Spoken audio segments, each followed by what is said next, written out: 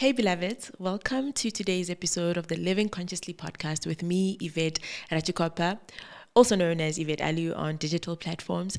Today, we're talking about burnout and prioritizing your well-being.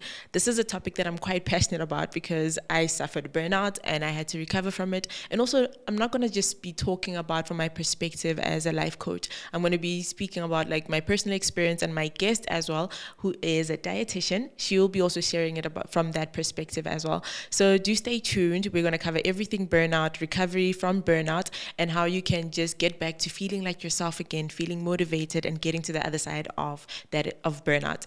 Check it out. As I said, today we're having a really good topic, which is around burnout. And when I was thinking of people to have on the show, I thought of Palesa. And thankfully she said yes. And here you are. Hi, Palesa. How are you doing? Hi, Yvette. I'm great. How are you? I am good. I'm also slightly nervous because you're my first guest for, this visual podcast. You definitely are. But I think the reason why I chose you to have the conversation with is because we've spoken before. I think that makes it easier. And also just because I've seen the work that you do like on social media as well around, well-being, in terms especially around, nutrition and all of that. So for those of you who do not know, Palesa is a dietitian and she does a lot of work in terms of nutrition, people that want to change the way that they eat or their relationship with food and all of that. And she's pretty good at it because I've seen a lot of her transformational pictures online and all of that. And she also, I think, lives it through just how I've seen the stuff that you post on social media, like your actual food that you eat there. Do you really eat like that, like every day? Yeah, like I do. So I try, right? Yeah. So I work with a 90%, 10% rule, right? Okay. If you eat healthy 90% of the time, how easily I explain is it, think about it as 100 days. Okay. So in 100 days, if you eat well in the 90 days, the other 10 days won't count. Yeah. Right. Okay. So I do eat unhealthy once in a while. I've got a very sweet tooth, so I enjoy like a chocolate, but it can't be an everyday thing. So with my profession, I got into it because of how I grew up. I grew up such a big child, like I was very, very big, and from my family as well. And I've already been so interested in food all the time. So people, they just look at me, they just know that this was very personal for me because I always had issues with food in general.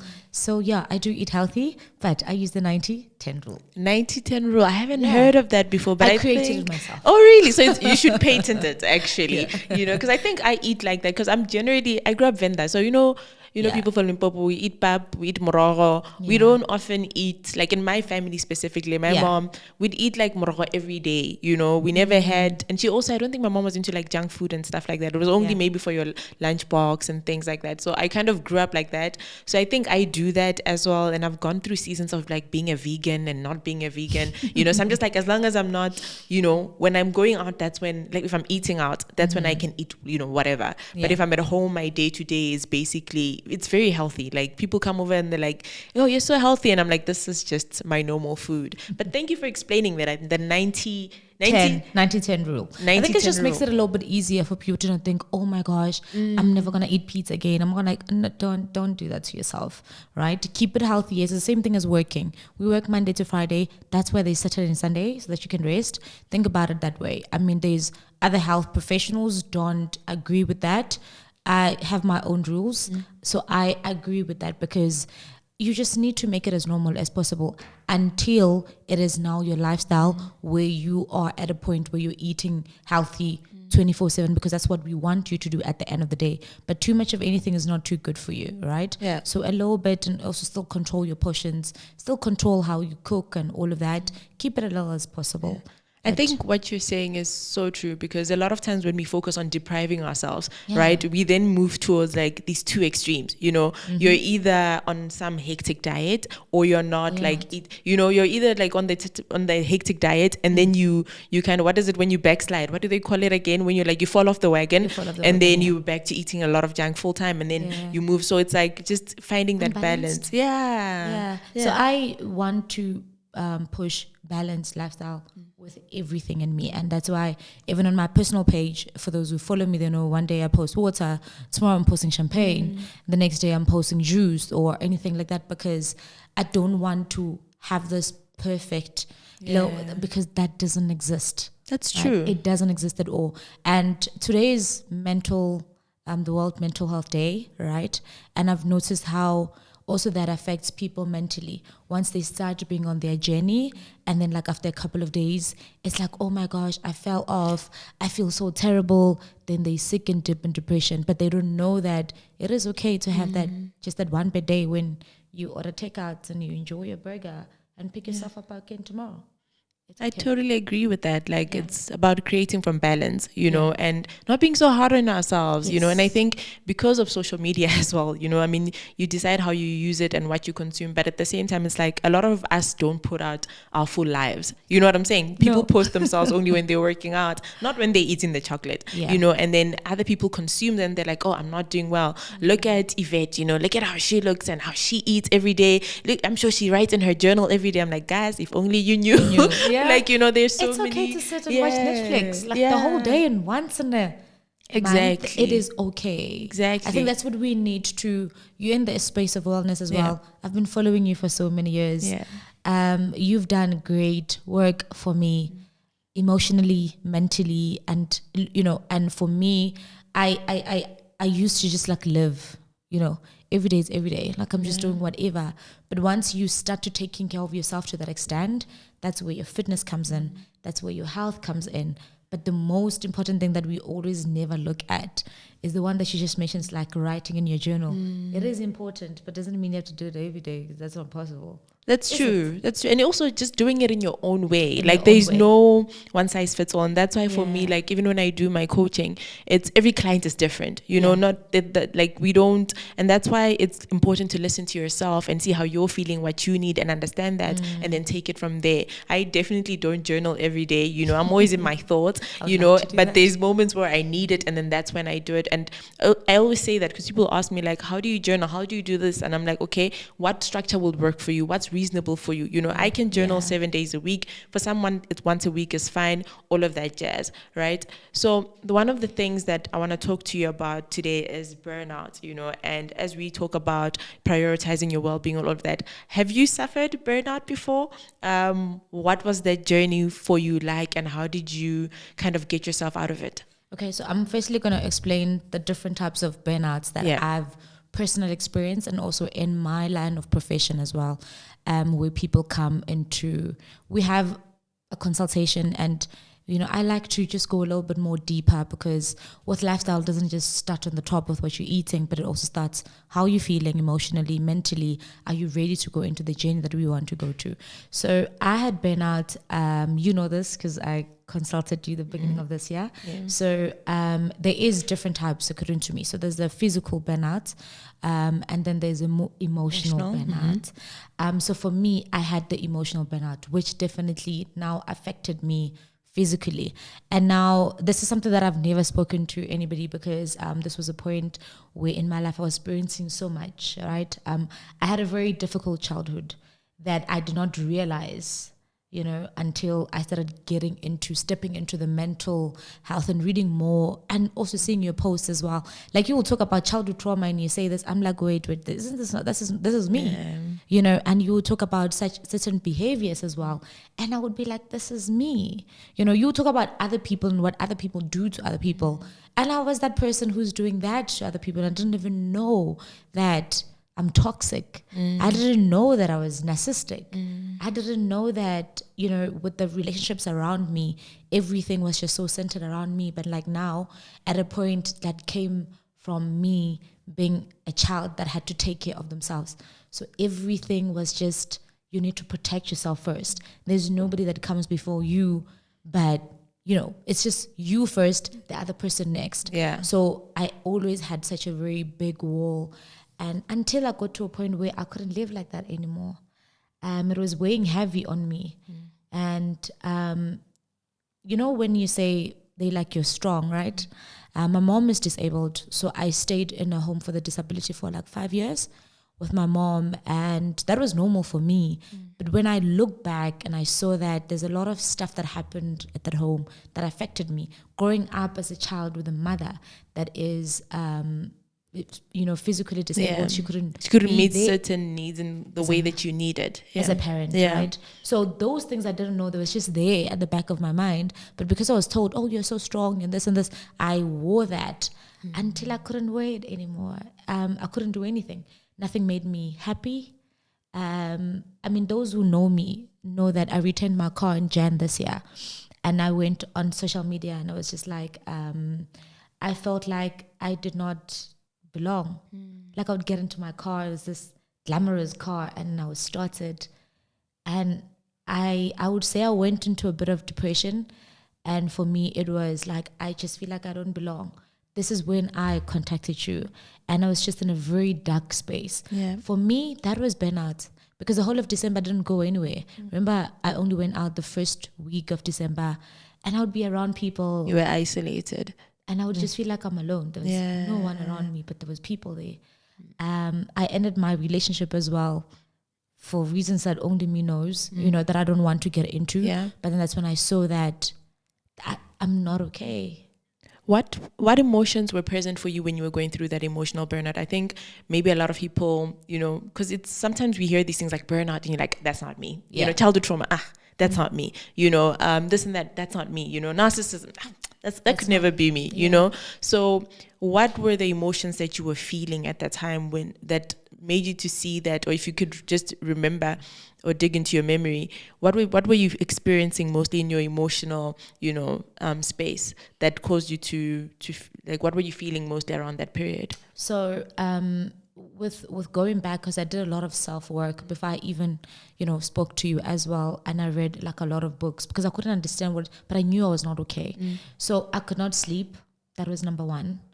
I could be up straight up for 24 hours. Then that's when I started being on sleeping pills. That was one of the biggest signs, because me, I can sleep. Really? Yeah, I sleep a lot. Sleep is very important to me. God's favorite people. So when I saw that now I'm not falling asleep, that was a big red flag for me. That was one. And I'm generally a very hyper and very happy and a very people's person. Then when I saw that I started isolating myself, I didn't want to be around people. Which actually makes sense, because energetically that's when you feel like overwhelmed when you're around people type of thing, and you don't have the energy to engage with others. So that's actually, I like how African languages kind of also explain things easily as well. Yeah, because type of thing. Yes. Yeah, okay. And isolation. I'm a people's person, like I said, right? I cut out all my friends. I didn't speak to them, my family, my relationship, and I stopped working. I closed my office for 3 months. Sure. And the biggest thing was anxiety. Like, I was very anxious. I started having panic attacks. So, meaning I'm a very strong person. I know how to deal with things. I'm doing like a lot. I've got a practice. I've got my mom that I'm taking care of. I've got other business that I'm doing as well. But when I would get like a message on my phone, and I would literally feel myself shaking. And I have to deal with people. I have to go into my office and be a therapist to my clients as well. And when I did not want to wake up and go to work anymore, I listened to a podcast every morning. I didn't even want to hear any single motivational talk. And also spiritually, I felt so disconnected to God. And that's when I started reading again. So once I was able to identify, I couldn't go to the gym and I couldn't even drink water. That's not me. So you didn't have energy to do a lot of the things that were easy for you to do. The biggest thing was me, the things that I used to be interested in that used to make me happy, they were not making me happy anymore. And I was not interested in anything. I remember we were supposed to go to Dubai in Jan, and I just said, I don't want to go. And my partner then was just like, what do you mean you don't want to go? And I'm just like, I don't want to go anywhere. I just want to be at home. And Jan was a bit better, but Feb, March, April, you know, I think I spoke to you in Feb or something, or early Jan, somewhere there. Yeah, it was beginning of the year when we spoke. Beginning of the year. I was home the whole of December. That's not me. I'm the party person, you know. And I lost friends during that period. I'm very sympathetic and I'm a very present person. And when they just saw that I'm not there. So mainly the signs were just my normal self was not there anymore. Okay. I could not be the sister I want to be. I could not be the friend. I could not be the partner I want to be. I could not even be the dietitian I wanted to be at that point, you know. that's when I knew something. I remember when I called you, I just said to you, I sent you a message on Twitter. Yeah. I said, I don't know what's wrong, but I know I need your help. Sure. Especially also because of your posts. You would post something and it will always remind me to say, there's something And that's not right. I think what you're saying is important because a lot of people, like, we don't sit with ourselves, so we never, like, it builds up over time. Like, you don't wake up one day and then you're burnt out. You know, it starts maybe with the not feeling like yourself, you know, and then maybe, you know, then slowly isolating yourself from others. And then you're avoiding people, you know, you're not responding to your messages, you know, you're unable to show up. I remember when I was having my burnout period, my clients were telling me I'm tired. Like, you know, and I'm a coach, and of course I work with a lot of people that have been through trauma and all of that in my daily work. So I need to have energy because people are usually feeding off from that. And I think it's probably the same for you too, you know. So when I remember once they're like, Yvette, you look tired, are you okay? Are you sure you don't want to move this session? And I was like, oh, is it that bad? You know, type of thing. So just that awareness to really listen to yourself, your emotions, your body, and what it's telling you, because those things are always the signs that you need to listen to in order to say, okay, I need help, I need support outside of myself, something is wrong, something is off. So I'm glad that, you know, you were able to at least acknowledge that part, you know, to be self-aware enough to acknowledge that you're going through something. Because I always say that to people, like, when you have an awareness that something is wrong, that's a good place to be in. It's better than just continuing and going on and then and believing that everything is okay when it's not, you know. So the awareness is actually the breakthrough in itself, you know, but then the extra step in taking and saying, okay, I need help, and then reaching out for support. So tell me about, okay, once you reach out for support, from there on, so this is just, I said you spoke about the emotional burnout, right? Yes. And then of course there was the physical burnout as well. Yeah. The physical burnout as well. Like when you're not okay emotionally and mentally, nothing around you makes sense, because there was a point I couldn't even find myself to shower. I could stay the whole day without eating, drinking water, and all I did was I just want to sit there. I couldn't even sit in silence like the whole day, you know. I'm gonna say this, right? Like, it happens to a lot of people. You just need to allow it to happen, you know. And I mean, I was out for 3 months, right?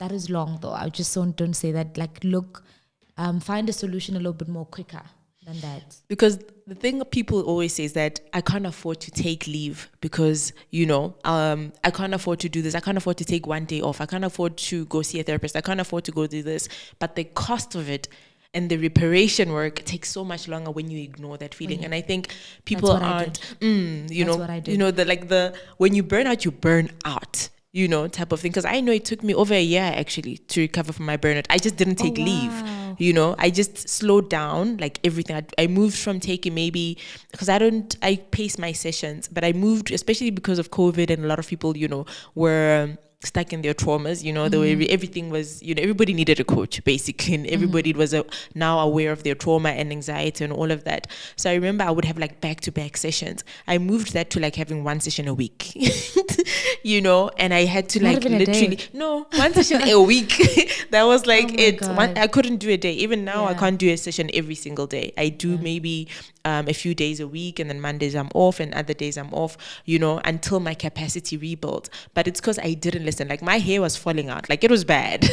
It was really, really, really, really bad. And like, I think that's also the awareness, because I think it's that thing of, you know, also people think, you know, we also have it all together, you know, but I learned the hard way that if you don't prioritize your well-being, it catches up to you and you stay down for much longer than what you need to. So it's better to pace yourself and do the ongoing work consistently, like what we were talking about, the 90-10 rule, you know, type of thing. But tell me more about, you know, the recovery. You know, what were the steps that you took in that for you to recover? Okay, so the first step was contacting you, right? And we had our session. Yeah. And then I'm very big on motivational books as well, you know, and like spiritual ones and God.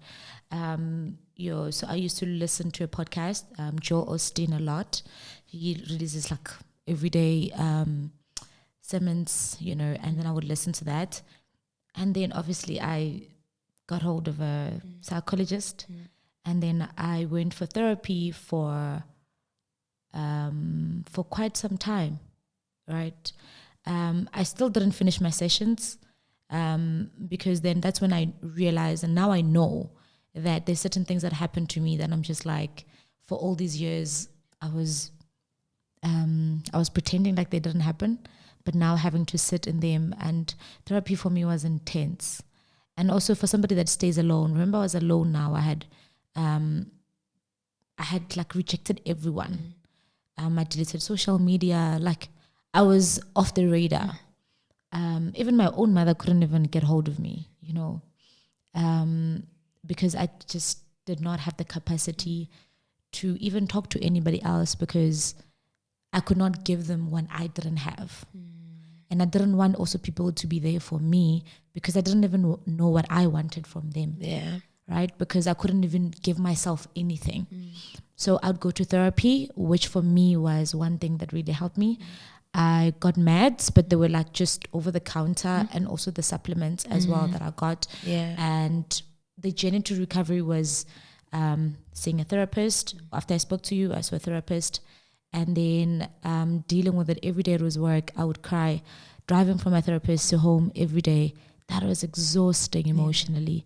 I didn't see it working then, but now I look back and I'm like, I'm reacting so different to this. Yeah. But then I just felt like it was too much emotionally. And then I eventually stopped. When we came to the childhood trauma, they gave me this. I was like, wait, I'll come back to this, because now I was dealing with things that I've had recently went through then. Yeah. Now I'm just like, I'll come back to this. Yeah. And I started, going back to work. I looked for a new office. I was like, I don't want to go back to where I used to work. Yeah. I want something new. I looked into a new office, moved into a new office, started seeing my clients again. So after I saw my therapy, I did the journey. Every day I have a journal. I have, I need to listen. So I found a routine. For me, that is the most important part, especially because I had anxiety, and just making sure that I get my life in order. Sit down, take my finances. Where am I? Where do I need to be? So I did the work, and I had the time because I was at home. If you can't afford to take 3 months of work, I could. Yeah. And I just made sure that this is what I'm going to do. Yeah. I know that everything else will be taken care of. I need to take care of myself now. And I did, And then I started going back I started by walking. Exercise is very important to me. Yeah. So how come Bonaki Exercise must know that I'm in the best, Yeah. best part of my life. So it's different with me. With me, when I have a burnout, I can't even lift my hand. Okay. So with gym, some people be like, when they burn out, if they go to gym, they feel better. But you need to know what works for you. I'm not going to say one size fits all for everyone. And when I'm like that, I can't even go to the gym. I think with what you just said now, sometimes, like you said, sometimes it's the emotional burnout, sometimes the physical burnout, sometimes the mental burnout. Yeah. And with the different type of burnout, like if it's physical, you feel it in your body, of course, all of those things link up to each other, right? Because the emotions affect the body affects the emotions, etc., etc. But when it comes to physical burnout, that when you have the aches and pains, the neck, especially the neck, the shoulders, the tenseness in your body, that means that something is to give. You either need to try slow movement, because sometimes people go and exhaust themselves in gym because they're like, I want endorphins, I'm going to feel better once this, but your body will give you the feedback that you need in order to feel better, and if it's not working, it means that you need to try something else. So sometimes it's a matter of resting, like sitting down, resting, and not really and doing nothing. That's what healing looks like, literally doing nothing. Sometimes it looks like slow movement, and other times it's also, when it comes to the emotional one, which I'm also hearing you saying, is that you paid attention to those emotions, you unpacked them in therapy, and processed those particular experiences that had happened that were a contribution to your emotions as well, type of thing. So that's a really important point. I think also the most important part is knowing why you are the way that you are. Yeah. I think the one thing for me is I've always known that I'm not like this. And when I say I'm not like this, I mean I'm not a harsh person. I'm not like a rude person. I'm not, and every time I just felt like I am in someone else's body. I'm not myself, And if you do like something so small, I was very irritated. Like I was very, I can be very aggressive. Yeah. And I said to myself, even when I'm aggressive, after that I feel bad. Like I'm just like, why did I do that? And I saw that I was not in control anymore. There was something that was controlling me. So I was more interested in pointing out the way I was acting and saying that I want to know why I get angry so quickly. Why do I cry? I would be angry right now, like for 2 seconds, and then I would cry like somebody died. And then 5 minutes later, so it's just like, so emotional regulation wasn't there. Not there, yeah, right? And I was also not happy. I would look happy, but deep down I'm like, I know I'm not happy. And the main focus for me was to understand why that was happening. So I went back to be like, why am I so scared of rejection? Why am I so scared of talking about my feelings? Like, I wouldn't want to tell somebody I miss you. That was so uncomfortable for me. Vulnerability. I love you. Yes, right. That's the word I was looking for. Yeah. Vulnerability was the worst. It actually used to give me a runny tummy if I need to be vulnerable, because all I knew. You became anxious. Yes. Sheesh. And I would even have panic attacks. If I were to send you a text message, because maybe after I left here, I need to tell you, oh, thank you so much, this was nice, blah, blah, blah. But what you're saying actually, I just want us to pause here for a moment. Okay. What you're saying actually is important, because some people don't notice that sometimes it's emotions that have built up over time that lead you to that emotional burnout, and it's the anxiety that you had over time since you were a kid. You didn't know it was anxiety. You couldn't name it, because what your body feels, or because of the past experiences and all of that, is that if vulnerability wasn't safe for you, or if you didn't feel safe to express yourself, your body literally feels like, okay, we're in danger, and then the anxiety happens, and then your body responds to that. So then that's why every time you're vulnerable, because your body's like, this is not safe, this is not something that we do, and then it responds to that in a negative way, because there's no positive association with that, or you just don't feel like it's safe to do so, even if sometimes it may feel that way, even sometimes you may actually be safe. So I love that you're bringing that up, because I think a lot of people can relate to that, where they find themselves struggling with vulnerability, or over years maybe they're a perfectionist, right? And then you have a report, you have to submit it, and then because you're a perfectionist, you've been burning yourself out for years, like you've been putting your best foot forward, but to a point which doesn't serve you. And then one day you start feeling anxious because you have to submit this report, or you're in this new senior position that you've been promoted to, and you're like, this is good thing, but why am I feeling nervous about it? Why can't I receive it? Why can't I just enjoy it? Why am I sabotaging it? Or why isn't it, working out in that way? So I like the link between the burnout after, even years after you experience certain things, in relationship to the emotions as well, and also just your awareness around that. So that's just the point I wanted to clarify for everybody else listening, but continue. So I want to also point this out, that with burnout, you might feel like, I know mine was long term. That's why it took me like 3 months for me to. It's not like something happened, at that point in time to trigger, right? So I also didn't even know that I had triggers. Like, now I know my triggers. I sat down and I wrote them down. Amongst all the people that I love, I was unable. I can show you that I love you, but like, you wouldn't really know to what extent, right? But then now I'm happy to give it all. Because I'm not scared anymore, right? I can even deal with my triggers. I can deal with the rejection now. That if I say, hey, can we go for lunch? And you would say, no, I'm busy. Like last year, it would just be like, oh my gosh, Yvette doesn't like me, But now I'm like, oh, hey, let me know when you're busy. And it genuinely feels that way, right? So it is, it might not happen now. It might happen when you're 40, when you're 30, when you're 20, but when the time comes, you'll know. The signs might be there right now that we're talking about it right now. You're like, oh, this is me. But the time that we'll say you need to deal with it now, you cannot escape it. It's something that you can't do anything about it. Like, this is why you get people to be, they end up being admitted, go to mental institutions and stuff like that, because, or you even in hospital for that matter. It's the same thing as healthy eating. Nah? I always say, you can eat whatever you want right now. You've got the choice. Nah, it's nice. And you see your weight escalating. Nah? It gets to a point where you don't have a choice anymore, where your body just says, we are giving up, right? This is where now either you've got heart problems, you've got your diabetes, you've got hypertension, you don't have a choice at that point. So you've actually limited your choices in actual. Yes. Yeah. So as soon as, if you don't take care of yourself right now, whether is it physically or whatever with what you eat, but now again, if you don't take care of yourself emotionally as well, when that burnout happens, There's nothing you can do. I tried to run away from it. I knew this in 2019 when I started my ComServe. School was my escape for all the years. Now when I look back at it, I think the most important part about me is that I know everything now. There's no way I will react or I'll say something I'll feel and I'll be like, this is strange, I don't know. I know where it comes from. If I feel something and I just say to my body, it's okay. I know you feel uncomfortable.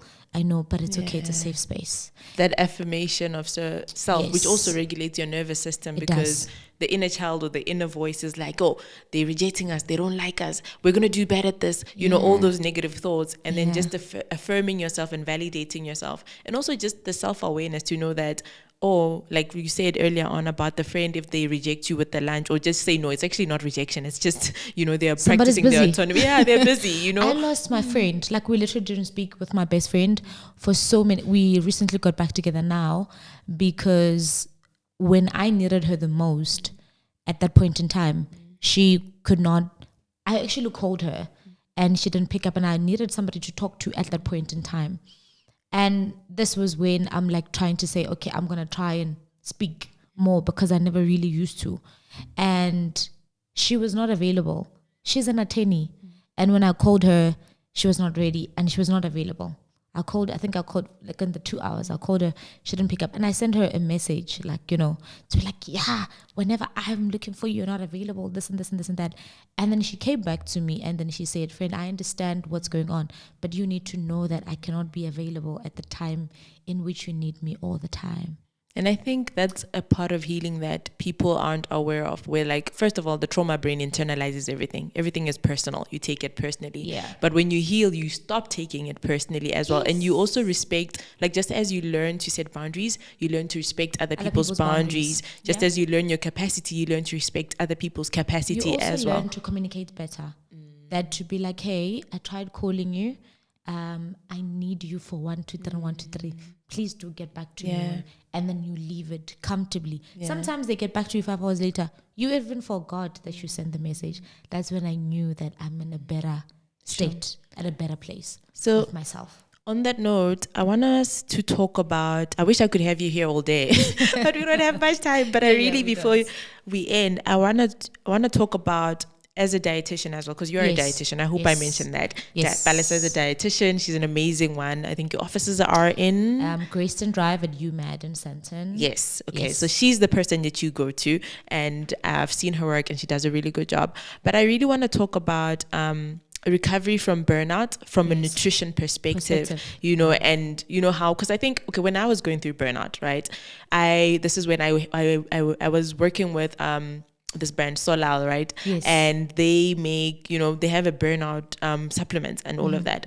So I started taking those, you know, and they actually really helped, you know, and I wasn't aware at the time. I think I just got lucky because at that time the universe, I happened to be part of the campaign, and they had, you know, these products that they were launching, and this was about, I don't know if it's a year or 2 years ago.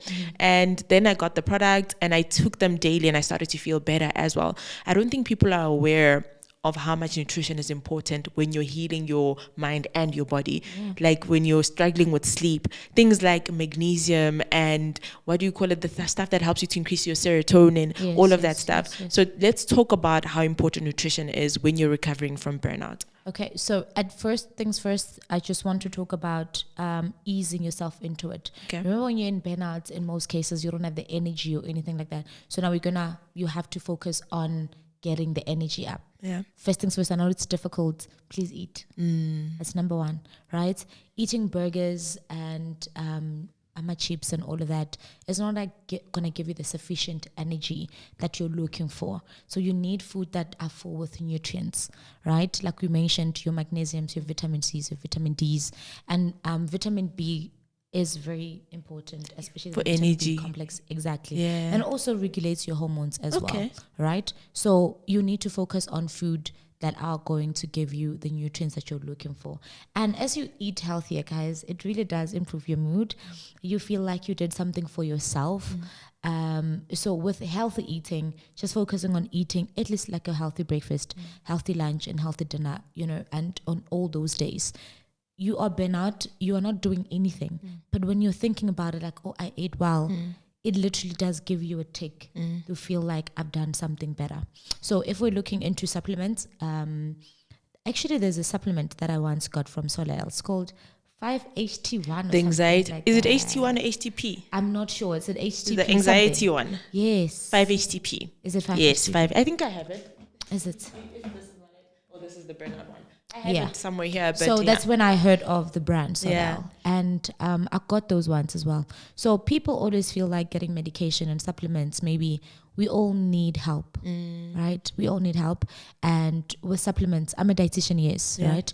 At that point in time, and supplements are supplements. They can't supplement if don't you're not supplement food. eating proper food, and people don't get that. Yeah. So supplements means that you're adding on already on what is there. All right. So you need to be eating healthy and actually just be taking your supplements. So the most important ones that you need, vitamin D. When you're at home, in most cases, I would think the burnout, you're at home, you're not going out, you're just isolated. So you don't get the vitamin D from going outside. And then the lack of vitamin C, it is shown that it actually can accelerate your depressive because of your depressive state as well. So lack of vitamin D can also increase your depression state. So take your vitamin D supplements as well. Very important. No? That's number one. Vitamin B complex for energy mainly. That is one. No? And then like you mentioned, like your magnesium. If you're not like exercising or anything in terms of your muscles, and if your body is in a stress state as well, so your protein declines and all of that as well. So at least the magnesium helps in terms of like muscle relaxations and all of that. So that also you need. So for me, the two supplements I'll always talk about is the vitamin D and the vitamin B complex as well. That's one. But eating healthy, make sure that on your plate you have veggies as well. That's one. Protein and carbs. People always think that carbs are bad. Carbs are not bad for you. We all need carbohydrates. What is bad for you? It is the unhealthy carbs, because we've got two types of carbohydrates, right? The ones that are packed with fiber are the ones that are good for you, because you need energy, you need brain energy for you to operate at your optimum level. So, and exercising.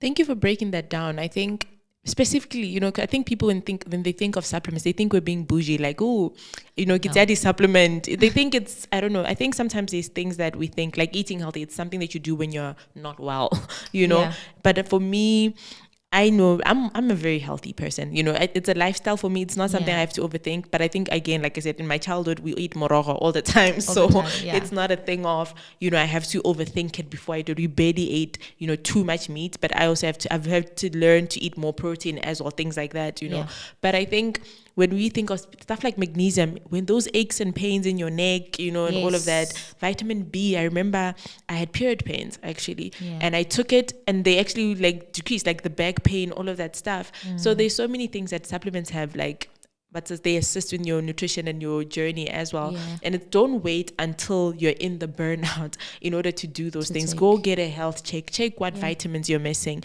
There's also natural ways, like what you said, you can't supplement what is not there. So get your sunlight, get all of those things that I think we take for granted. And I think when we speak about like things like vitamin D, if you just hiked or if you took a walk, you're getting your sunlight, right? Which means you're getting your vitamin D. So it speaks into how much when we have a healthy life overall, we actually find that we are incorporating these different things and it doesn't feel like work, like, okay, let me go stand in the sun for 15 minutes, It's part of your journey. I want to talk about, and I also want to appreciate you for your vulnerability, because you've been very vulnerable today. So I really, really appreciate that and just sharing your journey. I want to talk about after the burnout, right? And all of that. So you've gone through therapy. First of all, you went through the 3 months, you did the introspection, you went through the 3 months, you rested, you did the inner work, you consulted a coach, you then went for therapy, then you started taking it one day at a time, and then that's your healing journey, you started then feeling like yourself again, going to gym, and going to church. Going to church, yes, because it's mind, body, soul, so taking care of those important parts of yourself. So what are the key lessons that you took from that season? Like 3 key lessons or 5 key lessons that you took from that season? I think the one of them is to say that things are not as bad as your mind is telling you. That's one.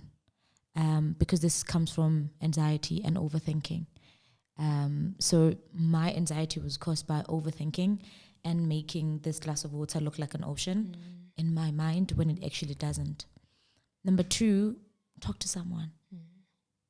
Talk to someone. It could be a stranger. After I sold my car, I used an Uber for a while. There was a car that I could have used, but I was slowly going back into talking to people again, especially strangers. And then that's when I started using Uber, because that was going to be a closest way for me to get a stranger, open up, yeah. you know. And I would always talk to someone, you know, and I would get amazing advices and experiences. And so talking made it, I love it now. On also being intentional about everything that I do and why, right? So there's those main 3 things that still even today are the most important, because I never really used to do that. I was just living, you know, when it's just like you're just living, but I was not intentional about anything. Why? Because being intentional about things gave me anxiety and made me feel uncomfortable.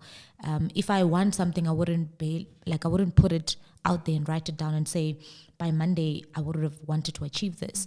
Because if I don't achieve it, it then becomes a problem for me. So I'd rather not write about it. But now I'm like, I'm going to put this out there for me. And even if it doesn't happen, it means that it was not for me. Yeah. And, you know, if I did my best, but I also need to know what my best looks like, right? For instance, practical example. I always say I'm going to go to the gym at least a minimum of 3 times a week and a maximum of 5. If I did 5, great, distinction, right? But if I also did a minimum of 3, that's okay. Yeah.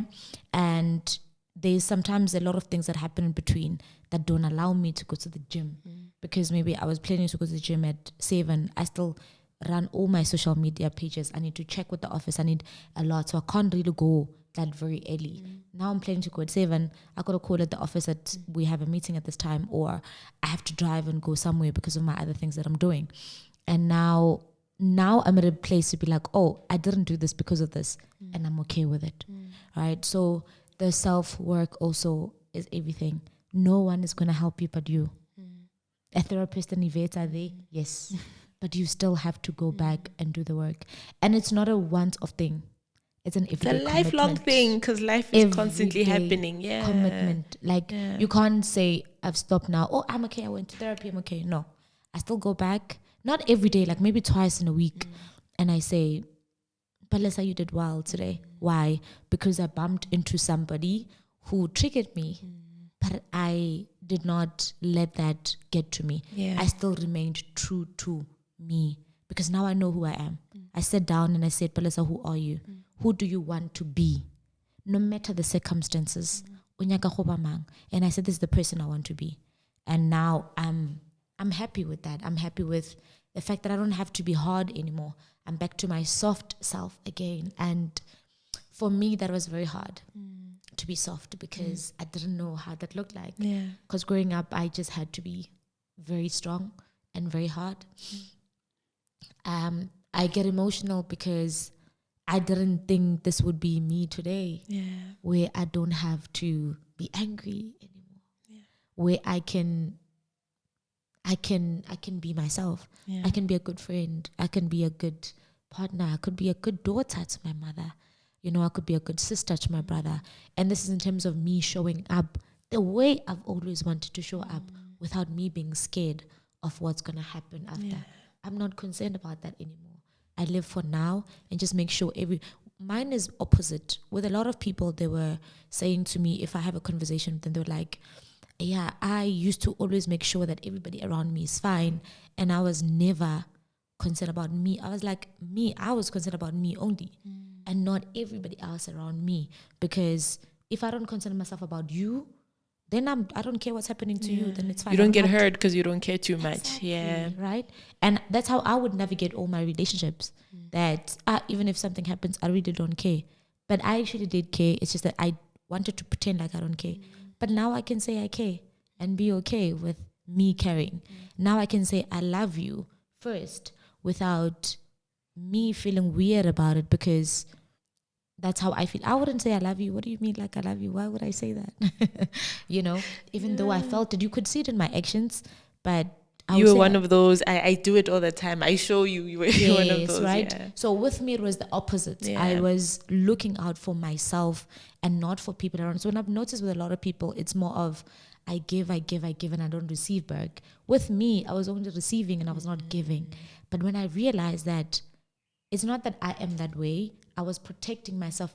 But the difference was I was protecting myself even when there was no danger.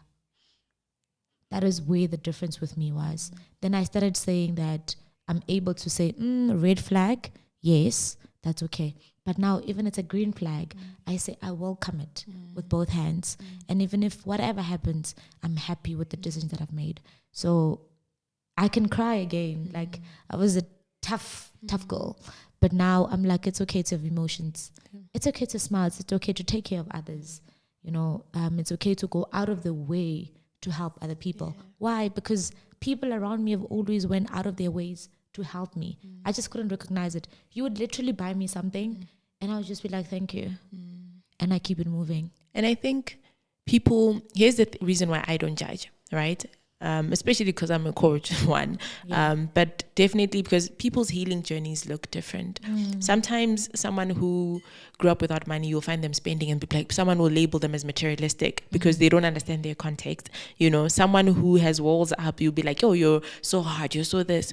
And then when you get to know the person, and especially like for me, because of my work, I get to see the real person.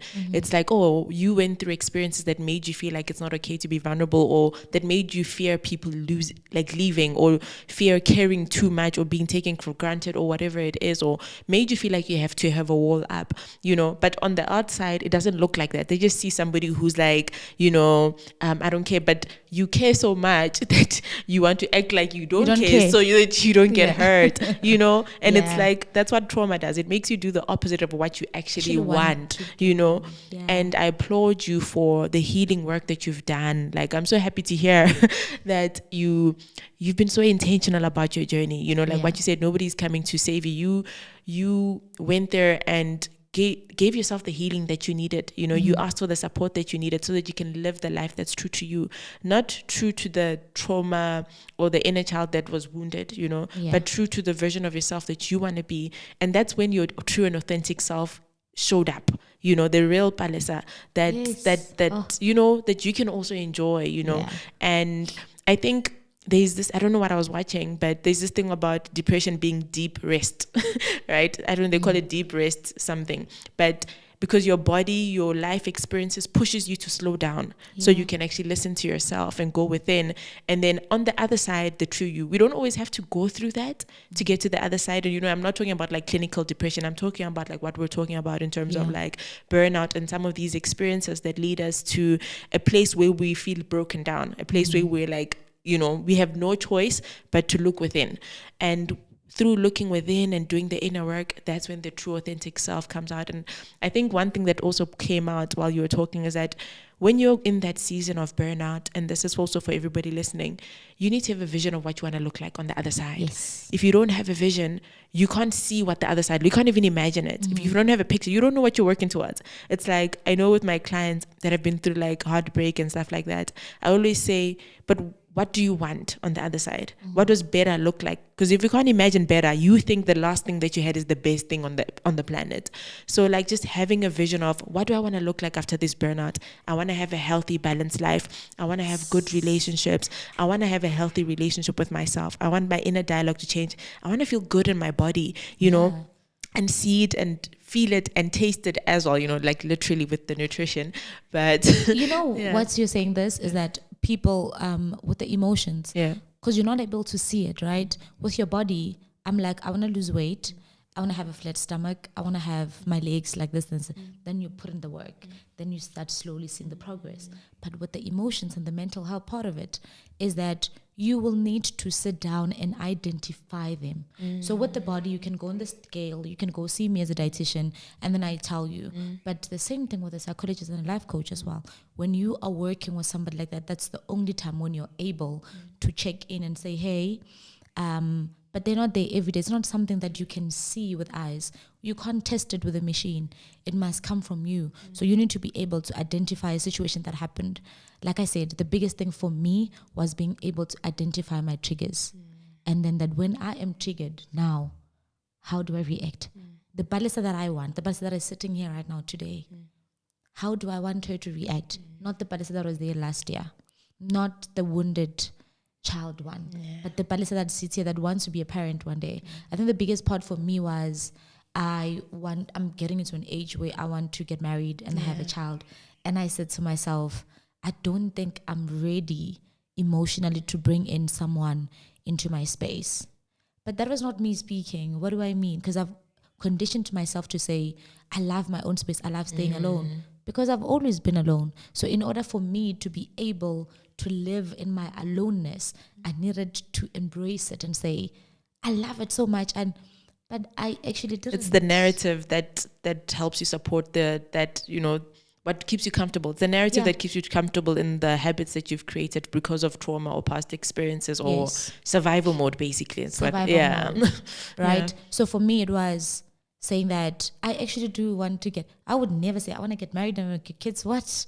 But now I'm just like, no, I actually want that. I love babies. Babies love me. And I want to do that. Yeah. But I said to myself, let me fix me first, before I can bring the people somebody that I love even closer to me, to prevent them from this other person that is in me that I cannot recognize, and also for them to experience this new me. So I'm able, whenever we talk about the wounded child, I know she will always be there. And I know she will always try to creep in. And I know that whenever she sees dangers and triggers, I'm able to say that, okay, I see this is coming. I see this, but how does Palesa the adult react? And how will Palesa the child react? And for me right now, I'm able to do that because I'm no longer as a reactive. I'm able to sit and look at the situation and be able to reflect. I'm no longer, you guys, I was ticking time bomb, And it also came from I always felt the need to fight for my mom. My mom was very quiet, and for the fact that she was disabled, I always felt like people were taking advantage of that. So you had to be the strong one in order to protect her, and as a child, because when you reason like that, you can't handle it. Like you can't handle the fact that it's very difficult for a child to say, oh, she's still the adult, or she's, this and that. But as a child, you can't handle it. And that's why it becomes an unhealthy coping mechanism in the long run type of thing. But what are your parting remarks? What, if anybody's listening to this podcast, what is it that you want them to take with, when they think, when they look back on this conversation, what's the one thing or two things that you want them to take with them in terms of their own healing, mental health journey, and their well-being journey as well?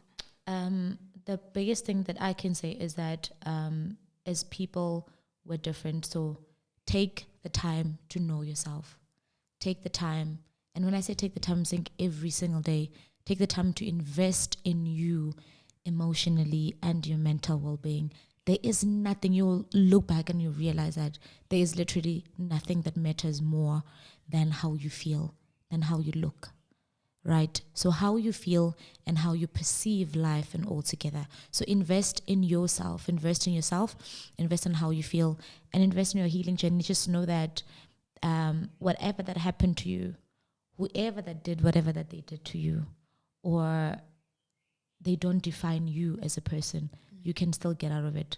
But you must know that it did happen to you.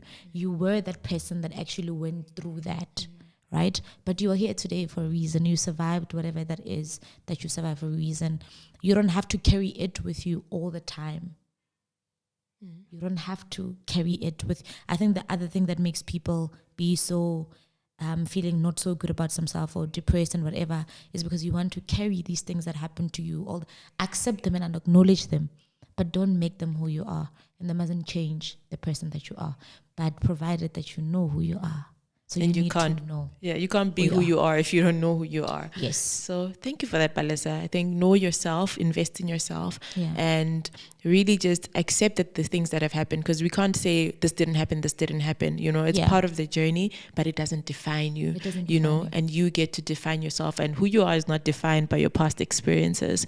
I always talk about, you know, how we get stuck on the story, and for your whole life, whoever you relate to, it's like you're that traumatized little girl, or you're the person that's, you know, that the story carries you, and sometimes we use it to even excuse our behavior. So I think one is just exactly what you said, accepting, acknowledging, processing, and then redefining who you are and creating a life that speaks to you based on the version of you that you want to be. So I want to thank you so much for showing up today. This was a lovely conversation.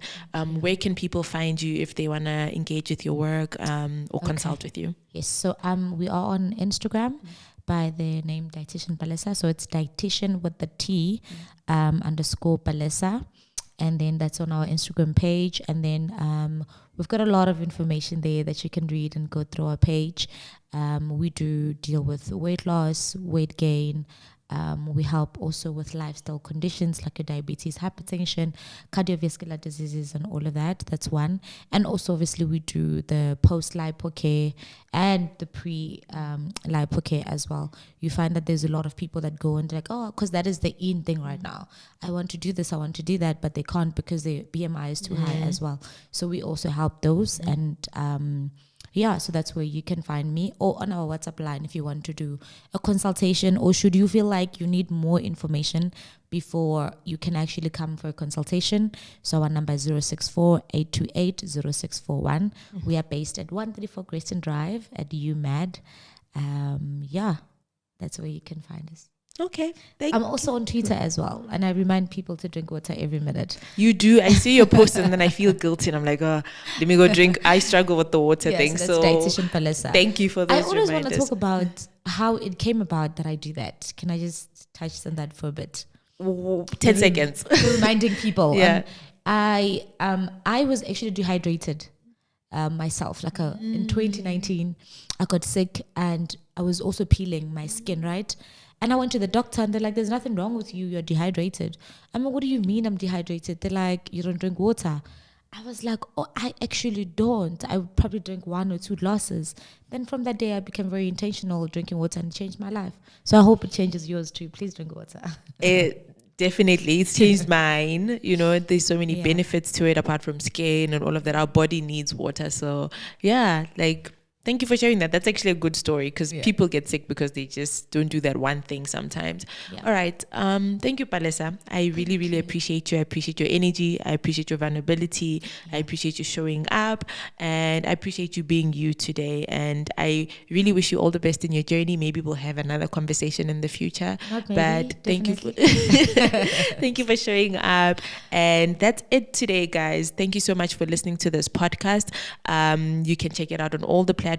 Remember to follow me. Remember to follow Palesa on all different social platforms. Follow the Living Consciously podcast page on Instagram as well. It's up just so you can see the new episodes when we post them. Subscribe on YouTube, wherever you're listening to this or watching this.